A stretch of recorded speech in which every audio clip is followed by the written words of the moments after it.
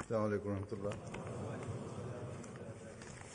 أشهد أن لا إله إلا الله وحده لا شريك له وأشهد أن محمدا عبده ورسوله.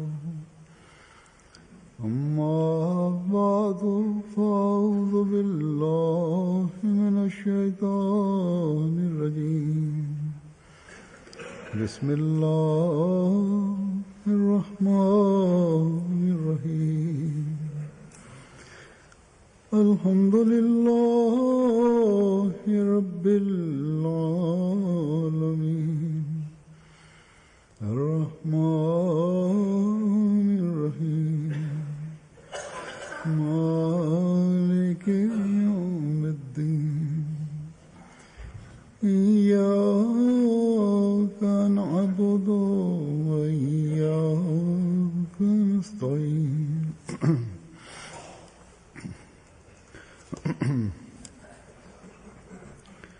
اهدنا الصراط المستقيم صراط الذين أنعمت عليهم غير المغضوب عليهم ولا الضالين.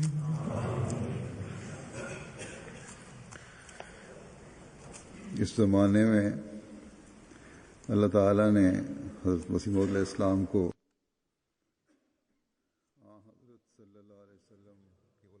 Bismillahirrahmanirrahim.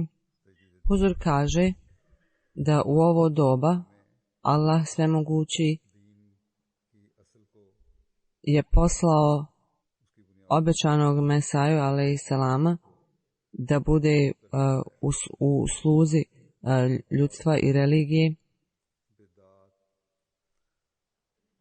On nam je objasnio prava učenja i temelji Islama i učinio nam ih je lijepim. I sve inovacije i pogrešne tradicije savjetuje nam da se uklonimo od tih. Tako da u ovo doba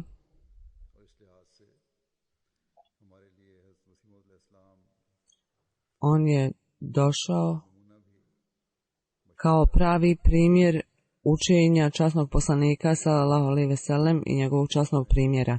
I kao takav, obećani Mesaja alejselam je za nas, kroz svoj lični primjer, je uputa svima nama. Veoma smo sretni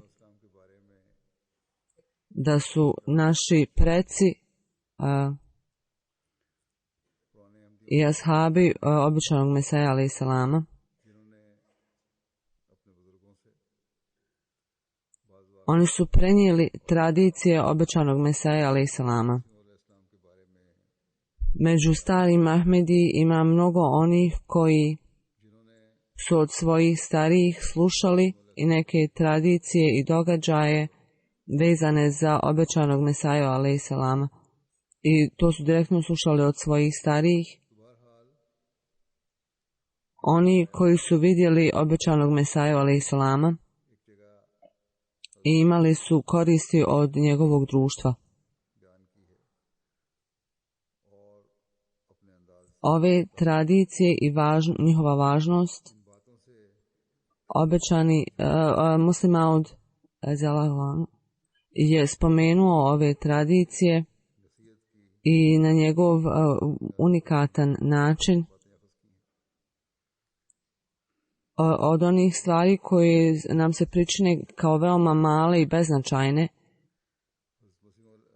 Uzeo je nekoliko savjeta vezane za temeljna učenja Islama i ove nam je objasnio i te ću danas predstaviti ovdje. Hazret Muslim Maud radijallahu anhu, tokom njegovog vremena bilo je mnogo ashaba, tako da je savjetovao ove ashabe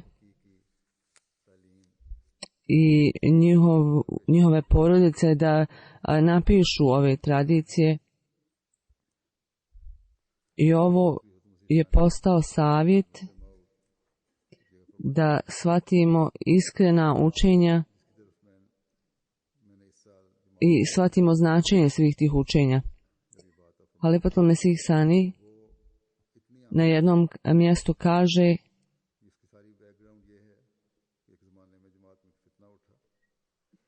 posebno želim privući pažnju svim članovima ove godine na jednu stavku koja je veoma važna i u pozadini cijele stvari je postojala nesuglasica i spominje ovo kako da ovo zaustavimo.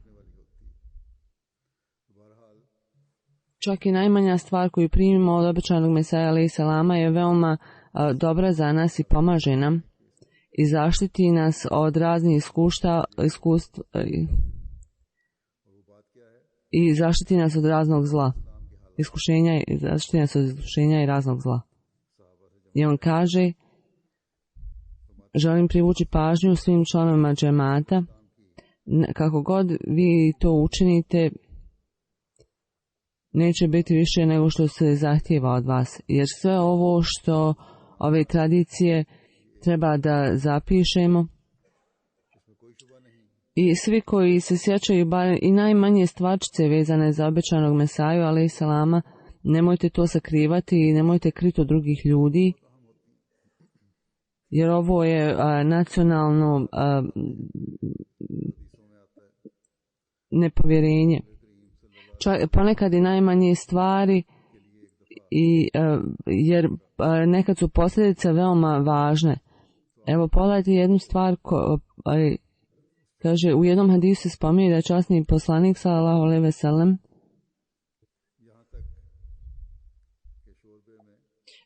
pripremljena je kao večera, jelo za njih i on je počeo da uzima od toga i da jede. I u supi nije bilo nekog povrća. I rekao je da je to povrće veoma dobro. Iako je ovo veoma mala stvar, čak i mnogi Ahmedi koji čuju ovo pitaju se kakva je svrha da se spominje ovo, i mnogi školovani ljudi će se pokazivati time kako neće obraćati pažnju na ovo jer je ovo nešto veoma malo, ali u ovoj veoma maloj stvarčici koliko imamo koristi, koliko Islam ima koristi od toga danas u ovo doba, mi ne možemo ni zamisliti zlo koje se uvuklo u muslimane, a bilo je vrijeme u historiji Islama kad je u Indiji indijska civilizacija je odbijala muslimane i zbog ovog su umislili sebi da su vjernici i bogobojazni ljudi oni koji jedu prljave stvari, a ne one koji su dobre. Jer ovo je bio način tih ljudi. Tako da kad god vide nešto što neko jede što je dobro, pitaju se kako ti možeš biti bogobojazan. Nisu imali predstavu da bogobojazni ljudi moraju jesti dobru hranu.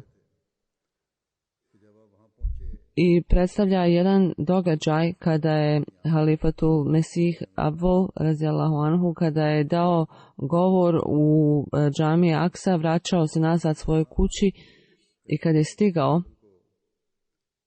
Kadijan u to doba, gdje su bile kancelarije Nezareta, i kada je halifa Abul radijallahu anhu, jedan čovjek ga je sreo, bio je penzionisan, čuo je od nekog da je Mesih Maud alejhi selam jeo pilav i koristio bademovo ulje. I kad god je mogao, jeo je pilav i koristio bademovo ulje. I ovaj čovjek je sjedio ispred kuće kada je sreo halifatul Abdullah i pitao i rekao, ja vas moram pitati nešto. Ovi Sab je rekao, izvolite. Kaže, ovaj ulje bademovo i pilav, da li je jeo, da li je to dozvoljeno? Kaže, da, naravno, ovo je dozvoljeno u našoj religiji. I rekao je,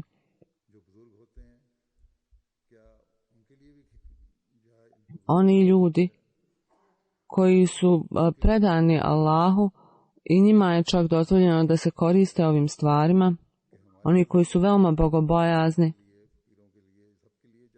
koji se zovu Bezuruk, koji su veoma bogobojazni, čak je i njima dozvoljeno da jedu takve stvari. Kaže, ovaj mu odgovara, čak u našoj religiji za sve ove bogobojazne ljude sve ove stvari su dozvoljene. I onda je šutio. Muslim Maud radijallahu anhu kaže, vidite, ova osoba, najveća kritika koju je mogao smisliti je to kako je Mesih, običani Mesija alejhi selam bio Mesih Mahdi kad je koristio jeo pilav i koristio bademovo ulje. Muslim Maud kaže da su ashabi imali isto razmišljanje kao što vidimo među Ahmed i muslimanima. Oni bi spomenuli ovo povrće u ovoj tradiciji. Tako da vidite kako se važna stvar rodila iz ovog hadisa. Običani Mesija alejhi selam je jednom došao u petak, nosio je lijep ogrtač i rekao, ima li ko će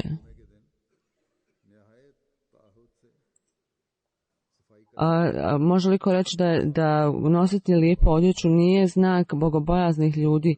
Znači, časni poslanik sallallahu alejhi ve sellem na petak je veoma redovno održavao čistoću i oblačio je najljepšu odjeću koju je imao. I bio je veoma strog o čistoći i neki sufi, kao neki gospodin, oni to slijede tako precizno da svaki dan nose novu odjeću, nebitno da li je oprana ili potpuno nova. Hazret Halifatul Mesih Abdul je prenio ovaj događaj od njega. Znači, bio je veoma jednostavna osoba i nekada nije mario za nekim malim stvarima. Tako da nekad na petak zaboravio bi se okupati i presvući u novu odjeću i došao bi na džumu u odjeći koju je već nosio. Ovo je bilo njegova jednostavnost, ovo nije bilo njegovo siromaštvo. Ali zbog količine svog posla nije razmišljao o ovim malim stvarima. Muslim Maud kaže, kada sam počeo učiti Buhari od njega, ja sam išao na čas jedan dan. Hazret Mesih Maud alejhi selam me sreo i rekao, gdje ideš? Ja sam rekao da idem Molvi sahibu da učim Buhari. Pitaj mene, za mene jedno pitanje, jel se spominje u Buhari bilo gdje da je časni poslanik sallallahu alejhi ve sellem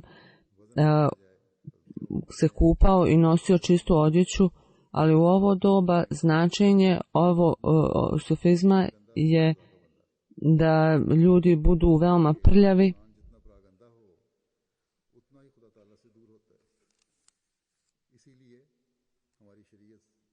i kažu, što je prljaviji čovjek, onda je sve više odan Allahu, a činjenica je da osoba koja je prljava je dalje od Allaha, od Boga. U šerijatu neophodno je da se ljudi kupaju i da koriste parfem i nakon što jedu neku hranu koja ostavlja loš miris, ne treba dolaziti u džamiju. Od života časnog poslanika sallallahu alejhi ve sellem će ljudi vječno imati koristi. I ljudi će imati koristi i mi imamo odgovornost da saberemo. Jedan mladi muškarac mi je rekao da je ashab obećanog Mesaje, ali ne sjećam se ničega osim jedan dan kad sam bio veoma mal, uzeo sam obećanog Mesaju za ruku i rukovali smo se i dugo vremena sam držao njegovu ruku i stajao tu. Nakon nekog vremena Hazret Mesih Maud alejselam je uzeo svoju ruku i otišao raditi neki posao. Ovo je mala stvar, međutim ponekad ovako mali događaj mogu imati veliki efekat i možemo naučiti mnogo od njih. Evo pogledajte ovaj događaj. Jedno je veoma jasno, da djeca treba da se druže sa starim ljudima i tokom vremena obećanog Mesaja alejselama ljudi su dovodili djecu da ga upoznaju i možda u budućnosti bit će ljudi koji će reći kakve svrhe da se dovode djeca ovako religioznim ljudima. Oni treba da samo stariji ljudi treba da prisustvuju ovakvim sastancima. Kada ljudi duđu neku filozofiju, onda se dese ovakve stvari i pođu govoriti šta će djeca raditi, kakve će koristi imati svojim prisustvom ovdje. Tako da ovaj incident će se boriti protiv ovakvog mišljenja i pokazat će da su ashabi obećanog Mesaja alejselama dovodili svoju djecu da budu na ovim sastancima. Također ovaj događaj nam govori da imamo dužnost da kad neko ima posla da treba da se uklonimo. Kada je dijete držalo njegovu ruku i držalo ga dugo vremena, on je uklonio svoju ruku.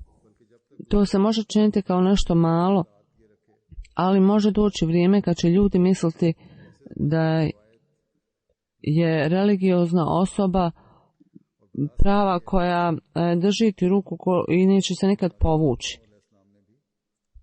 I da trebaju stajati tu dok god im držite ruku. Tako da, ako dođe takvo vrijeme, ovakav incident može pobijediti takvo razmišljanje. Mesih Maud alejselam je povukao svoju ruku i to je nešto veoma, i otišao da radi nešto veoma važno. Znači, ovo znači da ako imate nekog posla, možete povući svoju ruku na miran, fin način. Znači, jako mnogo stvari se može shvatiti kroz ove događaje. Danas ne shvatamo značenje ovih stvari, ali ovo su priče od ljudi koji su bili tada živi. Ali kad se osnuje džemat, može se desiti da ovi incidenti koji se sad čine mali mogu biti veoma važni i mogu ljudi imati koristi od toga. I veliki filozofi kada budu čitali o tome, a sigurno će čitati, sigurno će imati jako mnogo zadovoljstva i uživat će u njima. I reče da Allah nagradi osobu koja nam je prenijela ovo i od mnogo nam je koristi i ovo će biti predstavljeno njima da razumiju razne probleme. Tako da filozofi umjesto da traže okolo, molit će Allaha za tu osobu koja je učinila dobro djelo. I ovo je nalik tome što je spomenuto u hadisu da je časni poslanik sallallahu alejhi ve sellem jednom je otišao na seždu u tu poziciju i jedno dijete je sjelo na njega i časni poslanik sallallahu alejhi ve sellem nije ustao dok dijete se nije uklonilo. Tako da sada kad bi se desila ista stvar, možda bi neki ljudi nazvali neku religioznu osobu i rekli, vidiš, ne zna o klanjanju Allahu i ne paze svoju djecu. Ali ljudi kada pročitaju ovaj hadis, shvatit će da su njihove ideje pogrešne i ušutit će odmah. Jer primjer časnog poslanika sallallahu alejhi ve sellem je tu i međutim opet ima šansa da postoji ljudi koji neće ušutiti čak i kad čuju ovu priču. Još jedan događaj se prenosi da ako se malo pomjerite tokom dove da vam je prekinut namaz. Čak i ako se malo pomjerite, to prekine namaz. Poslije toga, kad je pročitao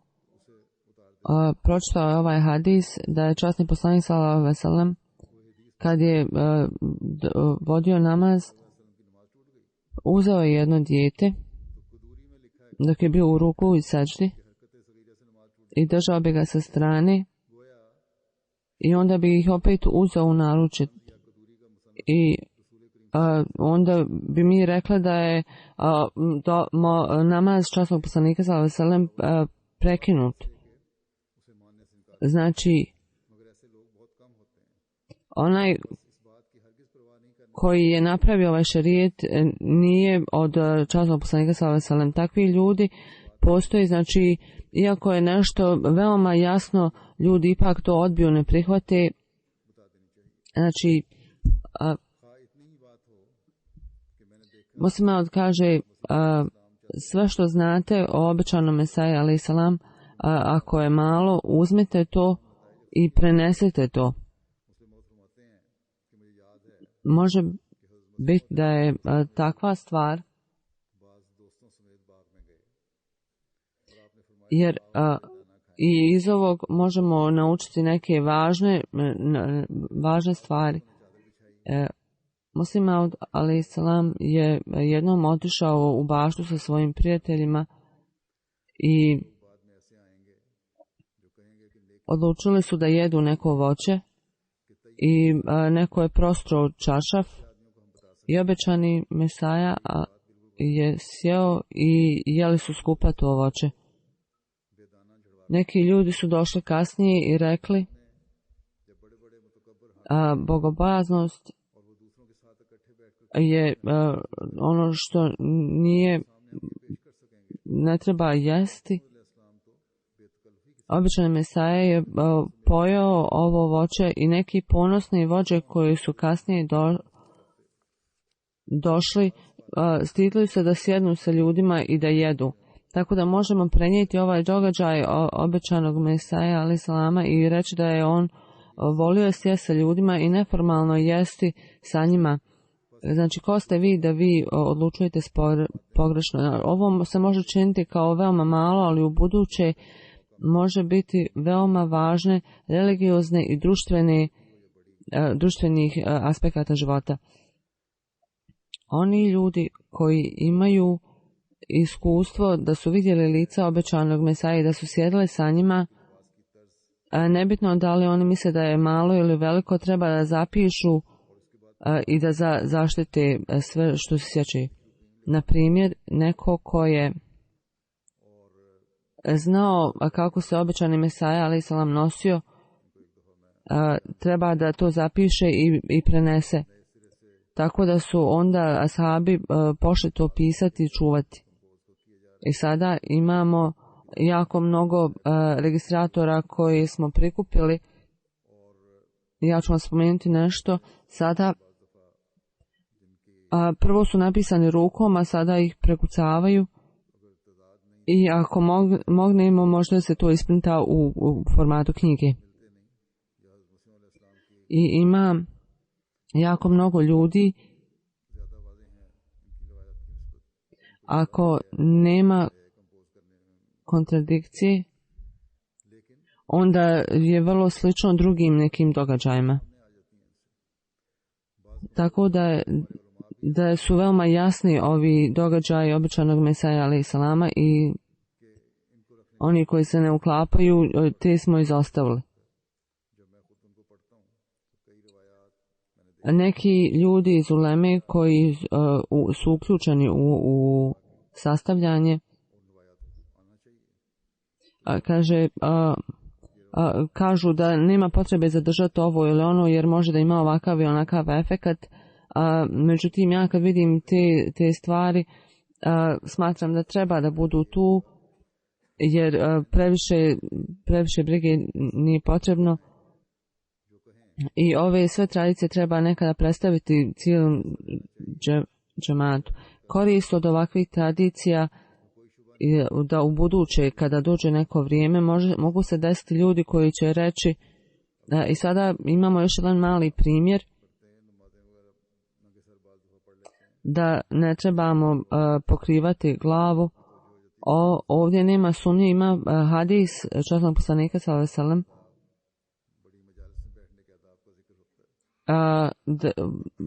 o nepokrivanju glave i neki ljudi čak klanjaju bez pokrivanja glave, ali etikete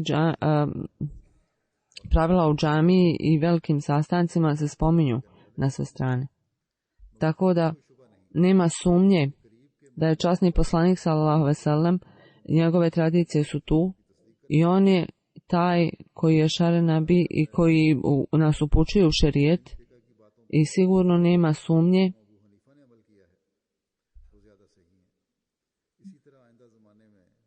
da onaj koji poslanik koji je najbliži i njegovi izvještaji su veoma važni, najvažniji. Hadisi časnog poslanika sallallahu alejhi ve sellem koje je obećani Mesaja učinio iskrenim kroz svoje djela su sigurno istinita i to su hadisi, a ima i hadisa na koje se ne možemo osloniti i koja možda i nisu istinita. Ali ono što je obećani Mesaja alejhi selam radio, to je veoma važno jer oni su standard da razumijemo istinitost ili istinitost svakog hadisa. U doba kada su napisana, možda nisu savjetovali da se pišu svi ti hadisi, međutim ipak su bili zapisani. Čak i danas nema potrebe za neke, ali moramo čuvati za kasnije. I svi ti ashabi koji su to zadržali, treba da čuvamo to. Obećani Mesaja kada je dobio objavu da ova britanska vlada, ova objava nije bila objavljena odmah, nego kasnije. Ovo je vezano za kraljicu Viktoriju kad se spominje njegova smrt i postepeno kao što se širila britanska vlada u svijetu, vlada je postajala slabija i nije se desilo odjednom, znakovi su bili tu o oslabljivanju, ali postojali su. I ovo je bila objava i možemo je protumačiti na razne načine. I on kaže, ovo treba da snimimo, ne moramo odmah objavljivati kada prođe opasnost. A kada dođe vrijeme, to treba sad da završimo, da ispunimo. I kroz Allahovu milost pokušavamo sastaviti sve ove tradicije na najbolji način.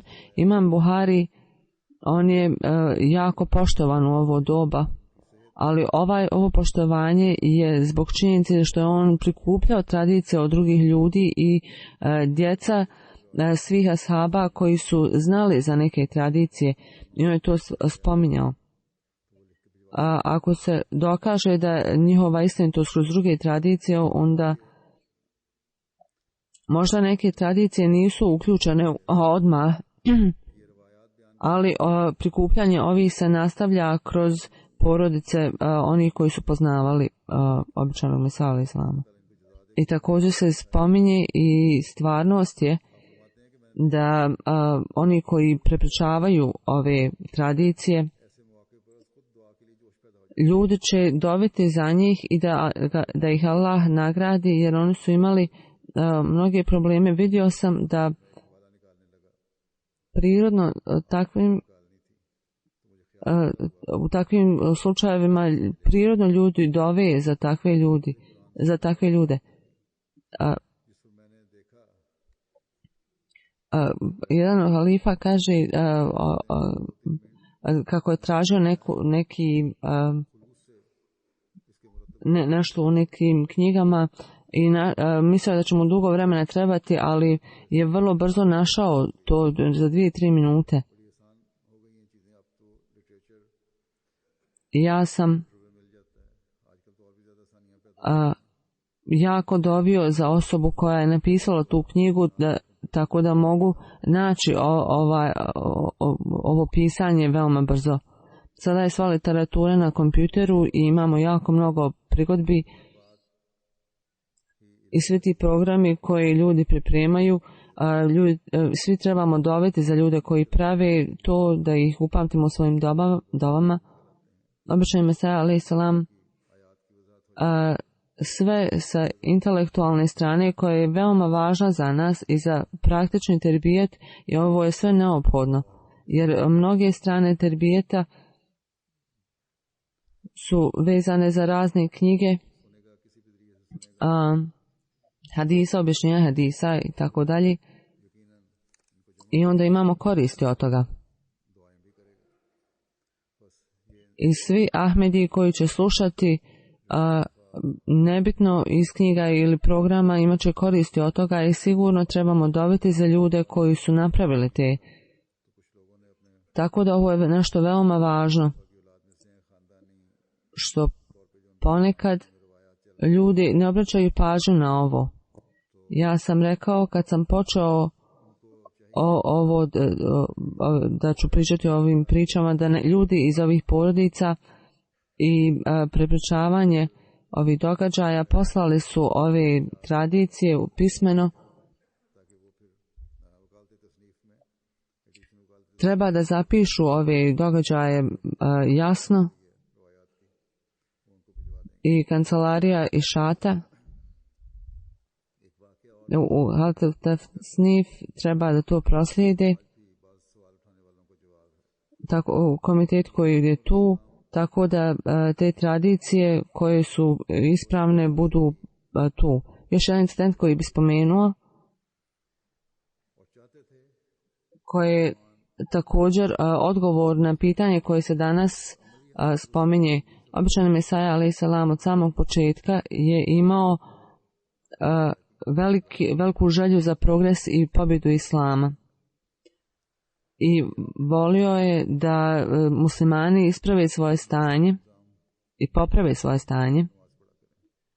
I najveća stvar za njih je bila da paze na ibadet i da čine svoj namaz, to je veoma važno.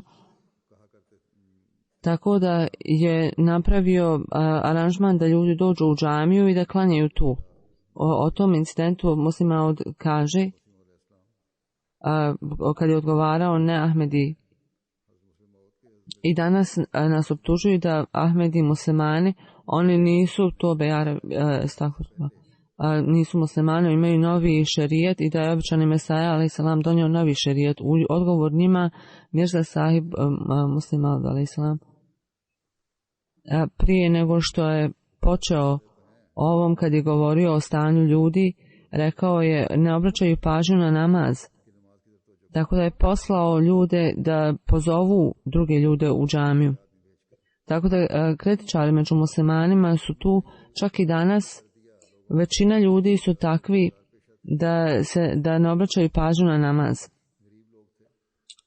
Tako da su pošli zvati ove ljude u džamiju i predstavili su ispriku da su oni siromašni i bave se njivama i uzganjanjem. Kaže, to je odgovornost za bogate ljude, a ne našu. Mi moramo raditi i zaraditi za svoj hljeb. Tako da je Mesih Maud alejhi selam napravio aranžman i rekao morate doći na namaz, dođite vi ovdje i imat ćete hranu. Jednom kad dođete. Tako da nekoliko dana kad je ovo izrečeno, zbog hrane 25-30 ljudi bi dolazili i onda bi opet prestali dolaziti. I samo za vrijeme akšama kad se dijelila hrana, oni bi došli.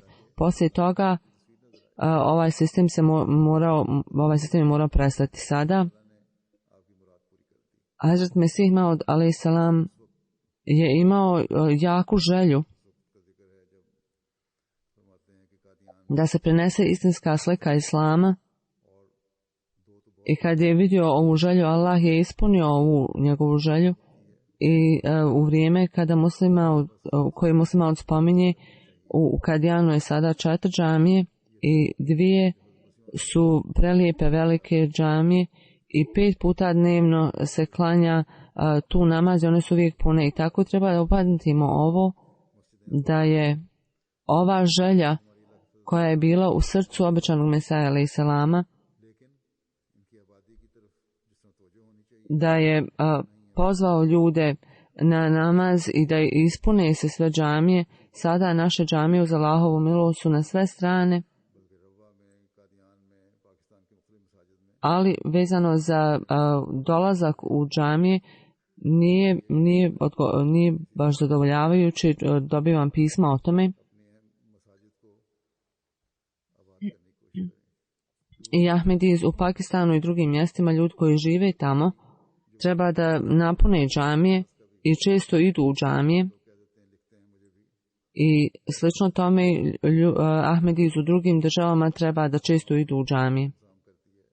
I odgovor na ovu optužbu se također nalazi u ovom događaju. Neki ljudi pišu mi da bi doveli ljude i da bi omladina dolazila, naprave aranžmane da se igraju sportovi u džamiji. Znači, sport priziva omladinu u džamiju i ljudi to urade tako da bi prizvali omladinu u džamiju i daju ljudima hranu i onda ljudi nekad dođu zbog hrane. I ovo je pogrešno razmišljanje o tim ljudima. Bilo kako, džamije su tu sa raznim salama, mlade ljudi i oni koji igraju sport i skupljaju omladinu tu, sigurno ima neke koristi od toga. Barem za 1 ili 2 namaza bit će pažnja ove omladine će biti usmjerena na namaz. Tako da reći da je ovo nešto pogrešno, zašto su tu sportske sale, zašto se dijeli hrana da bi došli ljudi, ovo je pogrešna optužba i običan Mesaja alejhi selam je učinio da i dokazi iz njegovog primjera da se ovo može raditi. Sada vezano za namaz, ja ću poslije džume klanjati 2 dženaze u odsustvu. Jedna je umrla 30. augusta. Inna lillahi wa inna ilaihi rađiun.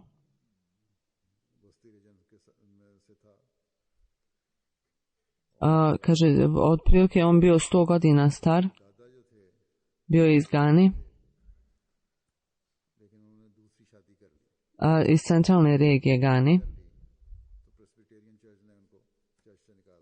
Njegov djed je bio kršćanin, ali on je imao 2 žene i kad se drugi put oženio, nisu ga primili u crkvu, izbacili su ga i onda je primio islam. I postao je vjernik da je Allah jedan i klanjao se Allahu. Njegov djed je onda Al-Hadži Jakub Sahib.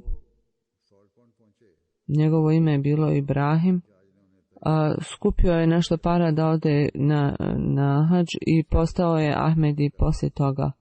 Kad je skupio pare, bio je Ahmedi i kad je stigao Nasopoj misionar mu je rekao, mi skupljamo pare da napravimo džamiju, sve pare koje ovaj gospodin skupio i dao za džamiju. Poslije toga Allah mu je dao toliko života da je nakon dugo vremena on je poslao svog unuka da ispuni hadž. On je jako mnogo radio i jako se mnogo žrtvovao. Bio je emir, predsjednik za vrijeme Halifatul Mesih Sales ga je poslao tamo i da bi se poboljšao tablih,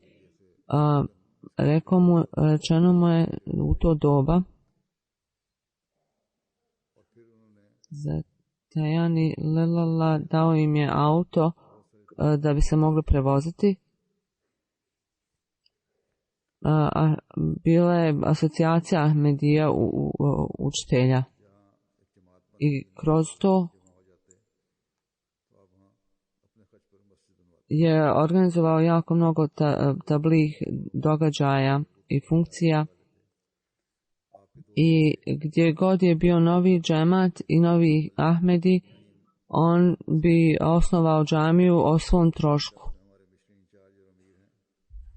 i brinuo se o ljudima koji su predali svoj život za džemat.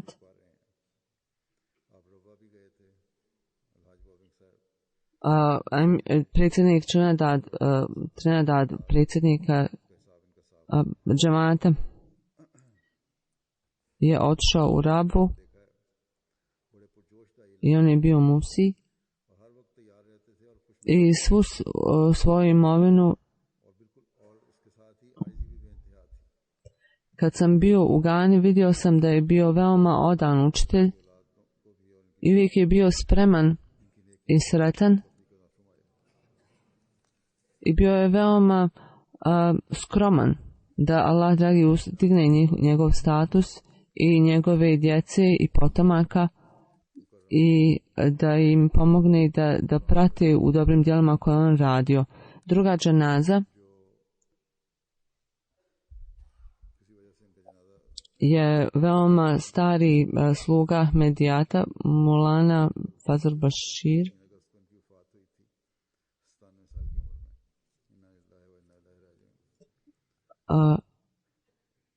Još uvijek se njegova dženaza nije obavila zbog nekog nerazumijevanja u augustu. Bilo mu je 97 godina i rodio se u 1918.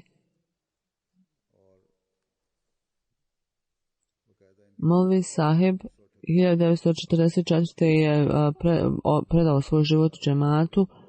Došao je Kadijan 46. i otišao penziju 78. i do 93. je imao posao, radio je za džemat do 93. i služio je čak i poslije kad nije do zadnjeg dana svog života dobrovoljno je vršio razne dužnosti, naročito vezano za knjige.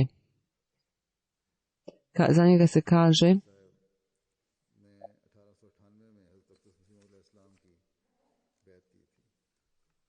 da je njegov otac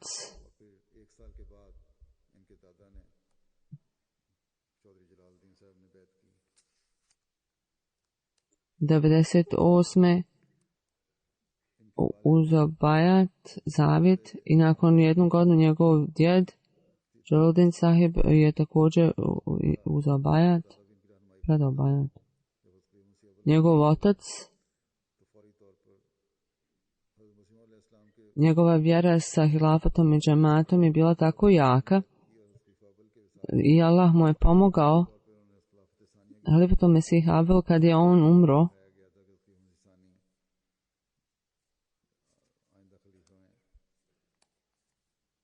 I nakon smrti običajnog Mesaje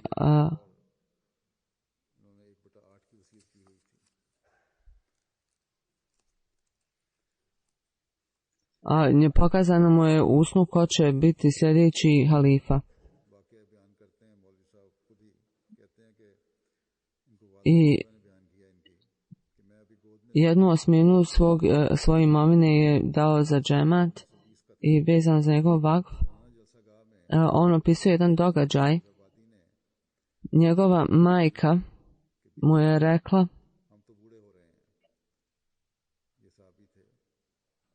tokom Džoza Salane 99. govorio je ženama i rekao im je, evo sada starimo. On je bio ashab običanog Mesaja alaih salama i sada ima potrebe za ljude koji će uzeti naše mjesta, tako da pošaljite svoju djecu u Kadijan da se školuju. I tokom ovog govora moja majka je odlučila da će dati svog sina i tako je otišao u srednji razred i čuo je o obećanju svoje majke i rečeno mu je, ako hoćeš da nastaviš ovo svjetski posao, postao je sekretar Fasila kancelarije, ali ovaj je rekao, ja želim da idem u Kadijan. 47. Otišao je u Istočnu Afriku, u Mombasu, i drugi misionari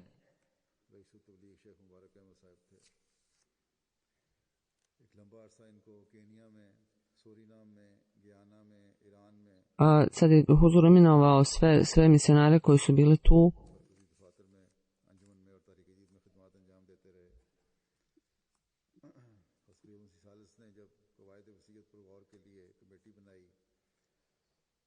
I je imao priliku da dugo služi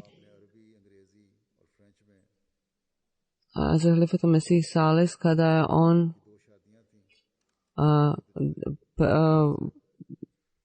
pregledao pravila vesijeta, bio u tom komitetu, napisao je negdje oko 11 knjiga, ženio se 2 puta. Prvi put je bila čerka Čaudri i druga žena je bila na Mauritaniji. Kaže,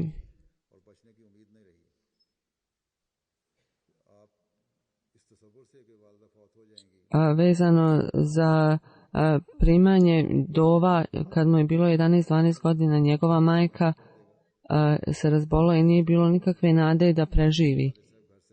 Od ove pomisli da će mu umriti majka, bio je veoma ponizan i veoma slab i dovio je Allahu, hoćeš li mi uzeti moju majku dok sam ovako mal? Vidio sam svog oca kad je došao sa moje strane i rekao mi da je majka sada u redu. U Kababiru je također bio, jedan gospodin piše da je 10 godina je bio dole i tokom ovog perioda radio je tabligh i terbijet i išao u posjetu raznim ljudima i učio ih Kur'an i unaprijedio je Ahmedija školu i često ih je posjećao. I išao je posjetu raznim drugim mjestima, širio je letke i išao je sa njim i naučio sam jako mnogo od njih, jako mnogo je radio, jako je bio predan, bio je primjer kako se služi zajednica. Objava obećanom Mesaji alaih salama, uvijek je držao ovu objavu ispred sebe i nije nikad dan gubio. Objavio je ovom i pisao o ovom, pisao je i štampao, on je sve radio, sve poslove.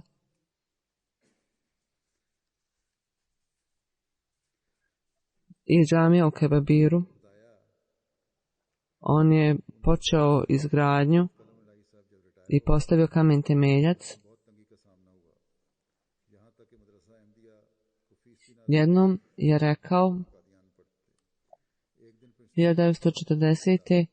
njegov otac je otišao u penziju i bila su teška vremena novčano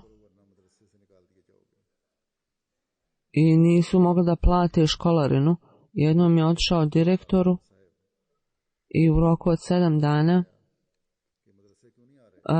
direktor mu je rekao ako ne plaćaš u roku 7 dana morat ćemo te izbaciti, tako da je napustio školu i nakon nekoliko dana Halifatul Mesih Salis je rekao zašto ne ideš u školu, ne ideš u medresu, zašto si zaustavio, rekao je nemamo para.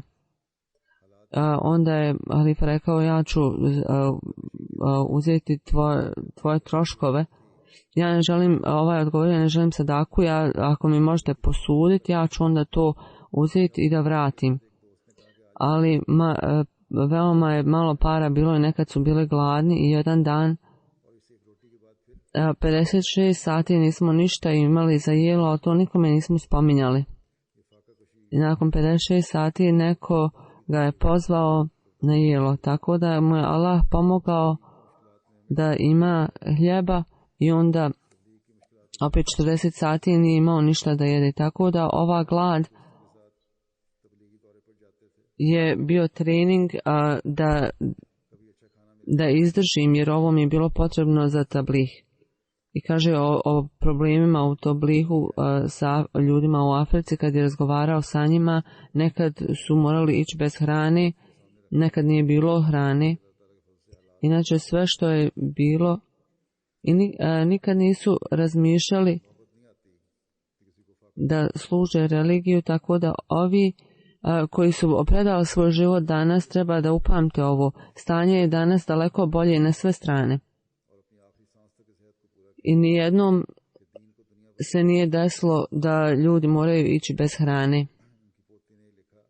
Tako da je on cijeli svoj život utrošio da dobije Allahovu milost, Allahov blagoslov i bio je odan do kraja i religija mu je bila prije svega drugog u svijetu.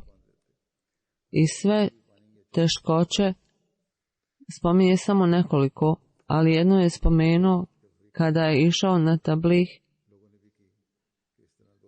dobio bih 2 hljeba, jedan bi jeo ujutru, a jedan poslijepodne sa čajem.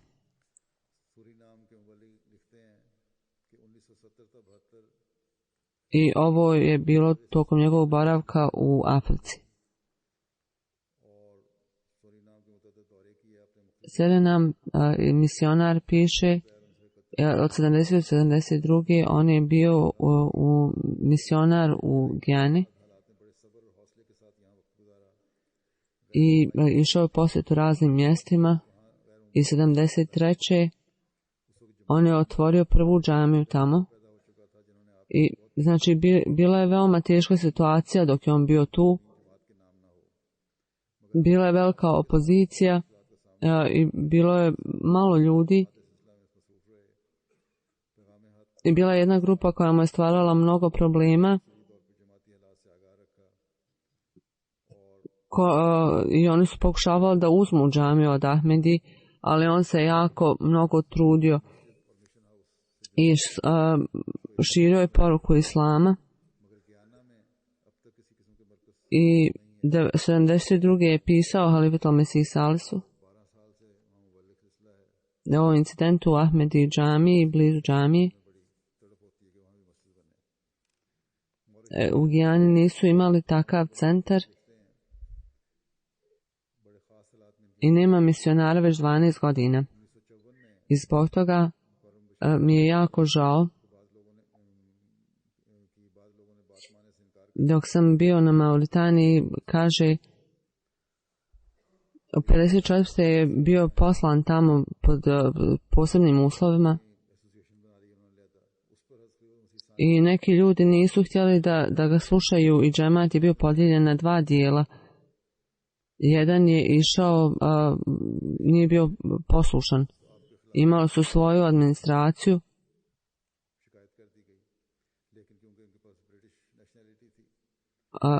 ovaj iz Palestine je odmah bio poslan na Mauritaniju i tamo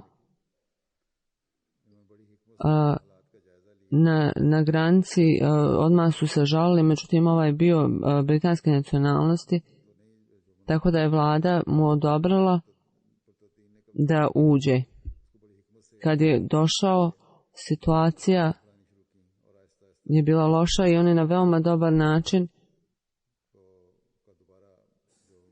oni koji su zauzeli ovu džamiju, i on im je na veoma fin način počeo da vodi namaz i postepeno članovi džemata su se pošli prikupljati u toj džamiji. I tokom ovog vremena on se oženio po drugi put i pisao je nekoliko knjiga na francuskom i uz Allahovu milost on je zaštitio zajednicu od ovog iskušenja i skupio je, znači, tu podijeljenu zajednicu tu na Mauritaniji. Uvijek je volio da ide na džumu u Mesdžid Mubarek i ljudi koji su ga vozili, i čak dok je bio star, spominjao bi, sjedio bi na stolici izvan svoje kuće, tako da ga niko ne mora čeka, tako da čim dođu po njega on može da sjedne u auto i idu. Pomagao je siromašnim ljudima i sve što je bilo u njegovoj moći. Jedan siromah je njemu rekao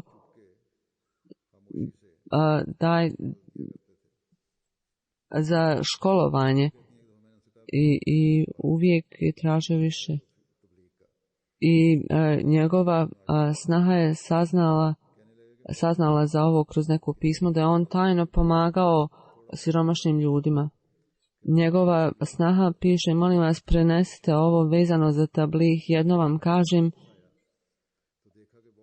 ja sam imao naviku da poslije sabaha, dok je još mrak, idem na tablih i vraćam se predveče. Kad se vratim, vidim da je mnogo ljudi oko moje kuće i bila bi jako zabrinuta. Pitala bi se šta ljudi čekaju. Mulana Sahib Mubarek od ljudi bi uzvikivali. Rekla su, kada ste otišli jutros,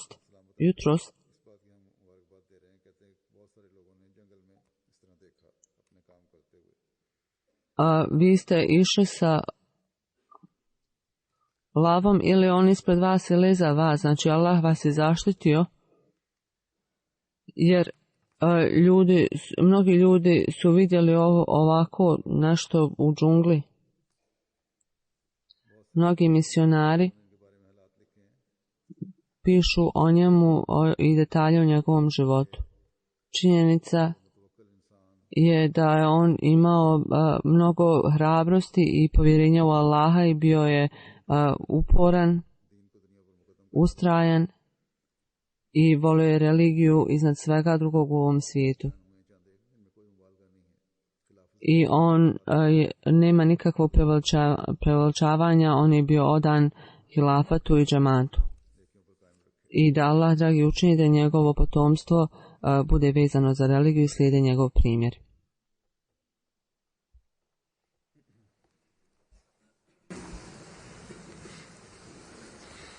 Alhamdulillah, nahmaduhu wa nasta'inuhu wa nastaghfiruhu wa nu'minu bihi wa natawakkalu alayhi wa na'udhu billahi min shururi anfusina wa min sayyiati a'malina. من يهده الله فلا مضل له ومن يضلل فلا هادي له ونشهد أن لا إله إلا الله ونشهد أن محمدا عبده ورسوله. عباد الله رحمكم الله إن الله يأمر بالعدل والإحسان وإيتاء ذي القربى وينهى عن الفحشاء والمنكر والبغي يعظكم لعلكم تذكرون اذكروا الله يذكركم وادعوه يستجب لكم ولذكر الله أكبر.